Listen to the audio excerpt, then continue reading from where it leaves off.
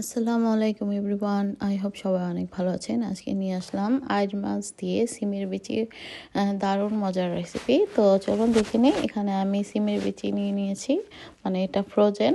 আর নিয়েছি টমেটো কুচি। আর এখানে আমি রান্না করতে চলে আসলাম। এখানে সামান্য পেঁয়াজ কুচি, পেঁয়াজ আর টমেটো একসঙ্গে পেস্ট করে রেখেছিলাম, সেটাও কিছুটা দিয়েছি। আর দিয়ে দিলাম আদা রসুন পেস্ট, আর আস্ত গরম মশলার মধ্যে তেজপাতা দিয়েছি বা বে লিভস, এবং দিয়েছি দারুচিনি, এবং দিয়েছি এলাচ। তো এগুলো দিয়ে একটু ভেজে নিচ্ছি তেলের সঙ্গে। তারপর দিয়ে দিলাম এখন গুঁড়া মশলাগুলো, যেমন হলুদ, মরিচ, ধনে, জিরা এবং কারি পাউডার, সামান্য একটু পাপরিকা গুঁড়ো এবং সামান্য একটু আমি গরম মশলা গুঁড়ো অ্যাড করেছি।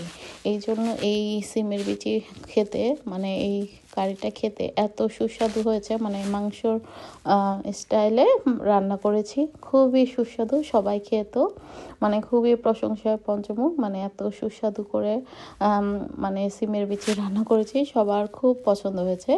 তো সেই জন্য আমি নেক্সট ডেতে আবার রান্না করেছি। তার আগের দিন অনেক গেস্ট আসছিল বাসায়, মানে মেহমান। তো সেই জন্য অনেক মানে রান্না করেছিলাম বড় বড় হাঁড়িতে। তো সেগুলো মোটামুটি খাওয়া শেষ। তো তাই আমার হাজব্যান্ড বললো যে তার খুব পছন্দ হয়েছে, তাই নেক্সট ডেতে আইড় মাছ নিয়ে আসছে, তো সেগুলো দিয়ে আবার রান্না করছি।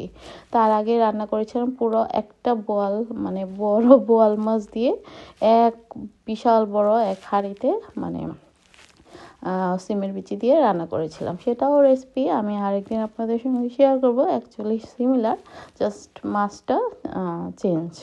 তো যাই হোক, সিমের বিচিগুলো দিয়ে মশলাটাকে ফার্স্টে কষিয়ে নিয়েছি একটু পানি দিয়ে, তারপর সিমের বিচিগুলো দিয়ে দিলাম। তো একটু পানি দিয়ে সিমের বিচিটাকেও মোটামুটি কষিয়ে নেওয়ার পর মাছগুলোকে আগে থেকে আমি লবণ, হলুদ, সামান্য একটু মরিচও দিয়েছি, দিয়ে ভেজে নিয়েছি খুব ভালো মতো। তো আয়ের মাছগুলোকেও দিয়ে দিলাম, সঙ্গে টমেটো ফালি, কাঁচামরিচ আর ধনে পাতাটাও অ্যাড করে দিয়েছি, আর সঙ্গে সামান্য পরিমাণে টেস্ট অনুযায়ী লবণ, এবং দিয়েছি পরিমাণ মতো পানি।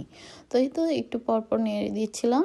আর এটা রান্না যেহেতু অলমোস্ট হয়ে গিয়েছে, আর একবার দুবার নাড়াচাড়া দিলে আর লাস্টের দিকে অবশ্যই ধনেপাতা দিয়ে চুলাটা অফ করে দিতে হবে। তো এই তো আমার রান্না কিন্তু অলমোস্ট হয়ে গিয়েছে।